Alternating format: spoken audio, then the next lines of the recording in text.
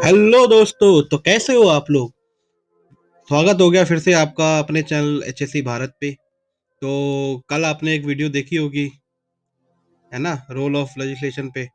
तो आज उससे अगला एक और टॉपिक है जिसका नाम है द फंक्शंस ऑफ लेजिस्लेशन, है ना।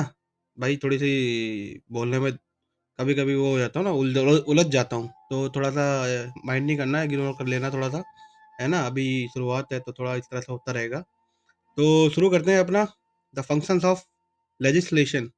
ठीक है जी। तो लेजिस्लेशन हेल्प करता है इम्प्रूव हेल्थ सेफ्टी और वर्क प्लेस के, मतलब जो साइट पे जो है हेल्थ और सेफ्टी है उसको इम्प्रूव करने में हेल्प करता है। कैसे हेल्प करता है भाई, जब गवर्नमेंट रूल बनाएगी तो जाहिर सी बात है कंपनी को तो फॉलो करना पड़ेगा।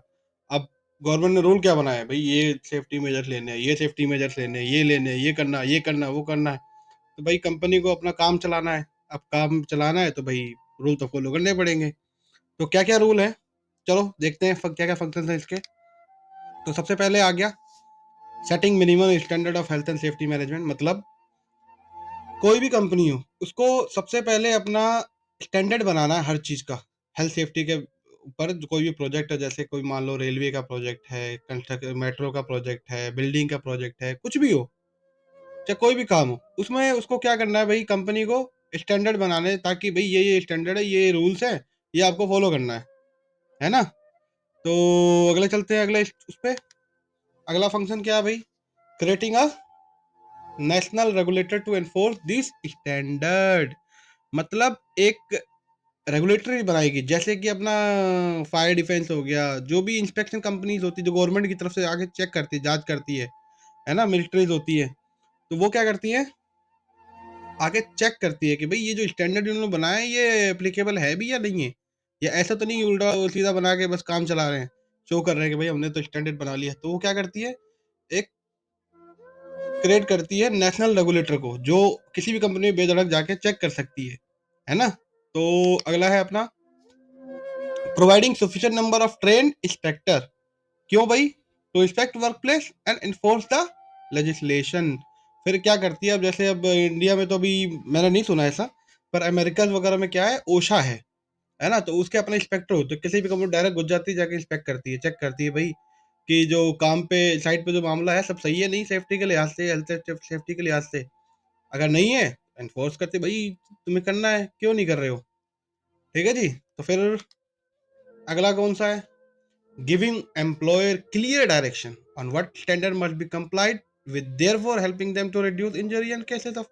मतलब भैया जो कंपनी है उसको क्लियर डायरेक्शन देती है कि भैया कौन सा स्टैंडर्ड तुम्हें कंप्लाई करना है, मतलब किसको तुम्हें फॉलो करना है ना। और उनको फिर हेल्प करती है, इसलिए हेल्प करती है, किस लिए हेल्प करती है, ताकि जो साइट पे जो इंजुरीज है, जो लोगों को चोट लगती है, उसके केसेस कम कम हो जाए, है ना।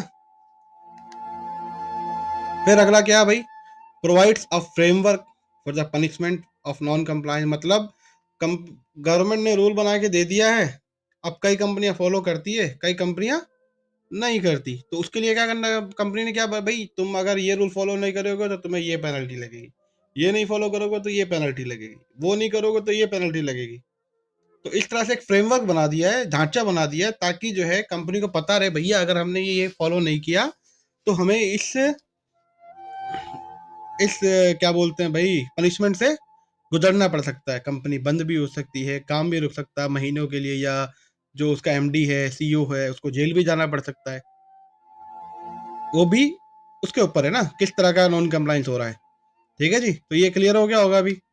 उसके बाद अगला है अपना applies to all workplace, therefore should create a level playing field of for organisation. मतलब जो ये रूल बनाया ना गवर्नमेंट में, ये कोई मैटर नहीं करता भाई कि ये ऑयल एंड गैस है, बिल्डिंग कंस्ट्रक्शन है, मेट्रो कंस्ट्रक्शन है, या फिर कोई वेयर हाउस है, कुछ भी हो, सब पे अप्लाई होगा। लेकिन अप्लाई के लिए क्या क्या है, उसके हर लेवल के अपने अपने वो हैं, बना दिए अलग अलग से, कि भाई तुम्हारे यहाँ ये एप्लीकेबल है तो तुम ये फॉलो करोगे, तुम्हारे यहाँ एप्लीकेबल है तो ये फॉलो करोगे। लेकिन अप्लाई सब पे होगा, चाहे कोई भी कंपनी हो, चाहे खेती क्यों ना हो, है ना। फिर अगला आ गया अपना prescriptive legislation provide specific rule that must be followed. मतलब भाई अब इसमें क्या होता है, प्रिस्क्रिप्टिव मतलब समझ लो, जैसे कि डॉक्टर ने ये बता दिया, दवाई पर्चे पे लिख के दे दी, ये गोली ले आओ, खा लो, तो आप क्या करोगे, उससे अलग तो लेके नहीं आओगे ना। तो इसी तरह गवर्नमेंट क्या करती है, जब रूल बनाती है तो उसमें एक प्रिस्क्रिप्टिव लेजिस्लेशन होता है, वो बताती है कि उस लेजिस्लेशन में कि भाई तुम्हें ये चीजें फॉलो करनी है। अब जैसे मान लो कंस्ट्रक्शन साइट पे उसने बोला हेलमेट पहनना है, ठीक है, तो इसमें ये बताते हैं कि भाई कौन सा हेलमेट पहनना है, 3M का पहनना है, क्या पहनना नहीं पहनना, वो सारा बताएगी। ठीक है, स्पेसिफिक कर दिया, मतलब चीजों को अलग से बता दिया कि भाई ये तुम्हें करना ही करना है। ठीक है जी। अगला है अपना goal setting legislation, set out the goal to be achieve follow allowing the organise some flexibility on how they achieve. अब इसमें क्या होता है, गोल सेटिंग में प्रिस्क्रिप्टिव मतलब बता दिया क्या करना है, इसमें बताया भाई तुम्हें जो है जीरो इंजरीज करनी है। अब कैसे करनी है वो तुम्हारी जितनी। अब मान लिया एक दो बंदे हैं, उनको बोला भाई तुम्हें सक्सेस होना है, पैसे कमाने हैं, तो अब आप वीडियो में देख ही रहोगे, एक लड़की है पढ़ाई करके पैसे कमा रही, वो पढ़ाई करके जॉब लगेगी, इस तरह से फिर पैसे कमाएगी। एक बंदा है अपना फिजिकली फिट और रनिंग मैराथन वगैरह जाएगा, रेस लगाएगा, उससे पैसे कमा के लाएगा। सक्सेस क्या होंगे, दोनों हो गए। इसमें क्या हुआ, तरीका बदल गया, है ना जी। तो फिर जब तरीका बदल गया, सक्सेस दोनों हो रहे हैं, पैसे दोनों लेके आएंगे, लेकिन दोनों ने अपने अपने काम चुन लिया अलग, तरीका बदल लिया। तो ऐसी साइड पे होता है भाई, आपको जो है जीरो इंजरीज लेके आनी है, जीरो इंजरीज करनी है। वो कैसे करोगे आपको पता है, हमें जीरो इंजरीज चाहिए। ठीक है, तो ये हो गया गोल सेटिंग लेजिस्लेशन। फिर आ गया अपना responsible for enforcing health and safety laws. फिर जो लेजिस्लेशन है भाई, रिस्पॉन्सिबल भी तो है गवर्नमेंट की भाई, ये जो है एनफोर्स करने के लिए। तो इसलिए जब देखा होगा आपने, जब कोरोना आया था, सबको बोला था ना मास्क पहनो, मास्क पहनो, मास्क पहनो, घर से मत निकलो। तो इस तरह से रिस्पॉन्सिबल है एनफोर्सिंग के लिए भी। ठीक है जी। फिर अगला आ गया अपना provide health safety policy and advice on health and safety guidelines. मतलब गवर्नमेंट क्या करती है, पॉलिसी भी प्रोवाइड करती है कि भैया ये पॉलिसी है, इससे मिलता तो तुम बना लो, कंप्लाई होना चाहिए। फिर अगर नहीं समझ में आ रहा, एडवाइस भी करती है। ठीक है जी। फिर आ गया अपना deal immediately with the serious risk so they prevent harm. अब कभी कभी क्या होता है, जैसे मान लो कोई फायर डिपार्टमेंट है, ठीक है, अब वो इंस्पेक्शन करती है बिल्डिंग्स के, क्यों करती है, ताकि कल को जब इसमें बंदे रहने लगे हैं तो उस वक्त कोई आग से कोई मर ना जाए। क्यों करती है, कि कोई फर्दर कोई रिस्क है फ्यूचर में तो उसको कम किया जा सके। इसीलिए किसी आपने देखा होगा, जब भी कोई होटल खोल रहा होता है या फिर कोई बड़ा बिल्डिंग बना रहा होता है, तो उसको क्या लेना पड़ता है, फायर प्रूफ सर्टिफिकेशन होता है एक इंडिया में, है ना। तो वो लेना होता है, तो ये इसीलिए होता है कि भाई जो रिस्क है उसको कम कर सके, है ना। फिर अगला आ गया अपना इन्वेस्टिगेट वर्कप्लेस एक्सीडेंट। कई बार क्या होता है, आपने कई बार जगह देखा होगा इंडिया में, कितने हादसे, ब्रिज गिरा, बिल्डिंग गिरी, है ना, तो उसमें काफी लोग मर जाते हैं, एक्सीडेंट हो जाता है।